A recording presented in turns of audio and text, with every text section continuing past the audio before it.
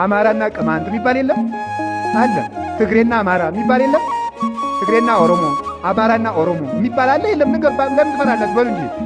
ስለዚህ ጌታ ምን አለ? ሕዝብ በሉ እንጂ። በምን ላይ ይነሳል? በሕዝብ ላይ ይነሳል። የዛ ጊዜ ዘመኑ መድረሱን ወቁት። እርስ በርስ ከአንድ ማህፀን የወጣ ከአንድ ማህፀን ተመልከቱ። ከአንድ ማህፀን የወጣ ማለት ምን ማለት ነው? ከአንድ ሀገር የተወለደ ደግሞ ከዚያም በለጥ ሲል ደግሞ ከአንድ ሀገር ከአንድ ባህል የወጣ አንድ ታሪክ አለው። ከዚህ ደግሞ ሲያልፍ ደግሞ ተመልከቱ ከአንድ ሃይማኖትም የወጣ እየተበላላ ነው።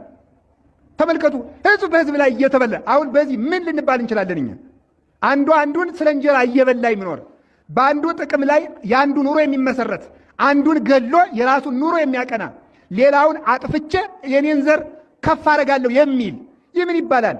ምን አለ እኮ አሌ ሎ ለዘይሐንጽ ሀገረ በደም ሀገርን በደም ለሚሰራ ወዮለት ይላል መጽሐፍ። ሲበሉ ሀገርን በሉ በምን ለሚሰራ?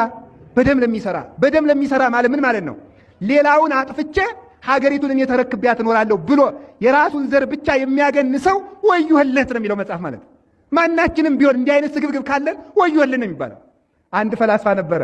ይገርማችኋል እኮ አሁን ያ ፈላስፋ እኔ ያሳዝነኛል። እኔ እውነቴን ነው። እኔ በጣም ነው የማዝነው። ስጋዊ ስለሆነ ነው እንጂ የኛ ነገር ያሳዝናል።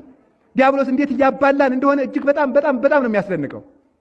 አሁን ለምሳሌ አሁን ሀገር እየተበላላ ነው ያለ። እንግዲህ እንደምታውቁት እኔ ብዙ ጊዜ 2 3 4 5 ጊዜ አክሱም ሄጄ አውቃለሁ። በቃ እዚያ ያለው ምዕመን ይናፍቀኛል።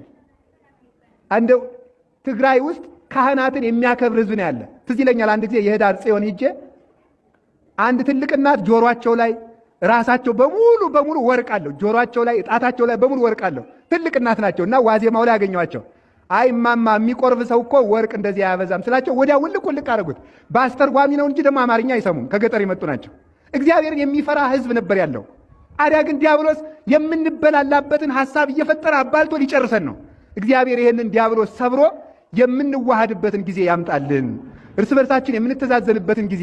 ኢትዮጵያ እኮ ለብዙ የምትበቃ ሀገር ናት። ከአንድ ማህፀን ወጥተን አንድ ሀገር እያለን በቂ ሀብት እያለን በቂ ጸጋ እያለን በቂ ታሪክ እያለን ለምን ተበላልተን እናልቃለን?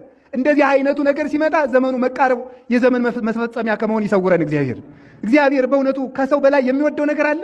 የሞተ እኮ ለሰው ነው። የተሰቀለ ለሰው ነው። የተሰደደ ለሰው ነው።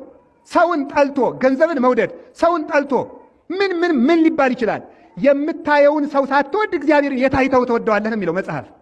ስለዚህ ወገኖች እንብሰልና እንድንበላላ የሚያደርግ አጀንዳ እየፈጠረ በየዘመኑ ሆዳም አጀንዳ እያዘጋጀ እየሰጠ ከወገኖቻችን ጋርም አባልቶ ሊጨርሰን ነው። እነዚያንም ሐሳብ ክፉ ሐሳብ እንደው አሌ ሎሙ ለለይ ጽሑፉ መጽሐፈ እኩየ ክፉ መጽሐፍ ለሚጽፉ ሰዎች ወየላቸው ሲበሉ ምናል በሞት ይበሉ። ክፉ መጽሐፍ ለሚጽፉ ሰዎች በሉ ትንቢተ ኢሳይያስ ምዕራፍ 5 ላይ ክፉ መጽሐፍ የሚጽፉ ማለት ምን ማለት ነው? ህዝብ የሚያባላ አጀንዳ የሚያረቁ ተሰብስበው የፖለቲካ አጀንዳ ሊሆን ይችላል። ዘርን ከዘር የሚለይ ሀገር የሚያጠፋ ትውልድ ከራሱ ይልቅ ለሌላው እንዳያስብ የሚያደርግ አልጠግብ ባይ እንዲሆን ሌላውን ገድዬ እኖራለሁ እንዲል የሚያደርግ ሐሳብ የሚቀርጹ ወዮላቸው።